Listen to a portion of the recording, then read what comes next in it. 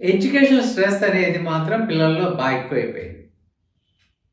So ఏంటంటే education స్ట్రెస్కి కారణం అంటే అనేక కారణాలు చెప్పుకోవచ్చు. మెయిన్ ఏంటంటే ఈరోజు ఆత్మహత్యలు ఎక్కువ చూసినా ప్రేమ కన్నా ఎడ్యుకేషన్ స్ట్రెస్ మీద ఉండే ఒక ఇదే. దీంట్లో కూడా ఏంటంటే బ్యాక్లాగ్స్ అనే సమస్య పెద్ద సమస్య కింద మారింది.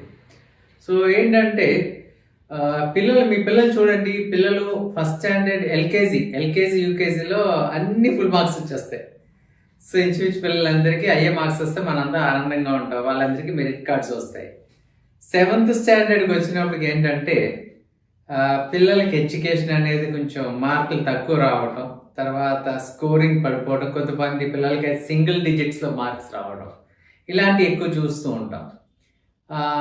అప్పుడు తల్లిదండ్రులు వేసే బ్లేమ్ ఏంటంటే టీచర్ బాగా చెప్పట్లేదు, వాళ్ళకి సరైన విద్యా బోధన లేదని చెప్పి ఇక్కడ ఏంటంటే స్కూల్స్ మారుస్తూ ఉంటారు. 7th నుంచి 6th 7th అవగానే డిఫరెంట్ స్కూల్స్ ఈ ఉన్న 4 సంవత్సరాలు 4 డిఫరెంట్ స్కూల్స్లో వేసే వాళ్ళు కూడా చూస్తూ ఉంటాం. అదేవిధంగా సిబిఎస్ఈ చదివే పిల్లల్ని తీసుకొచ్చి స్టేట్లో వేయటం, ఎందుకంటే నేషనల్ వైడ్ ఎగ్జామ్స్లో హై స్కోరింగ్ కావాలని చెప్పి వాళ్ళని సిబిఎస్ఈని తీసుకొచ్చి స్టేట్లో వేయటం. కానీ ఒకటి అర్థం చేసుకోండి, నేషనల్ టెస్ట్ ఎలిజిబిలిటీ టెస్ట్ ఇంచుమించి అన్ని సిబిఎస్ఈ కండక్ట్ చేస్తుంది. ఆ విషయాన్ని మర్చిపోతున్నాం మనం.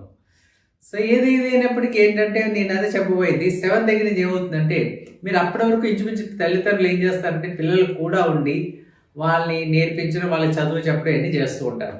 7th దాటగానే పేరెంట్స్కి ఆ మ్యాథ్స్ అనో సైన్స్ అనో మిగతా సబ్జెక్ట్స్ చాలా కష్టం అనిపిస్తుంది. మీ యొక్క అటెన్షన్ స్పాన్ తగ్గిపోతుంది ఇక్కడ.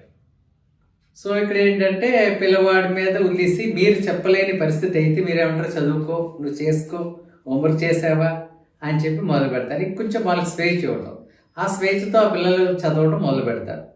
సో ఏమవుతుందంటే ఇక్కడ ఆ ఒక్క స్వేచ్ఛ ఎప్పుడైతే ఉందో వాళ్ళు చదువుతే వెనకబడటం కూడా చూస్తున్నాం. యాక్చువల్గా మీరు అబ్జర్వ్ చేయండి.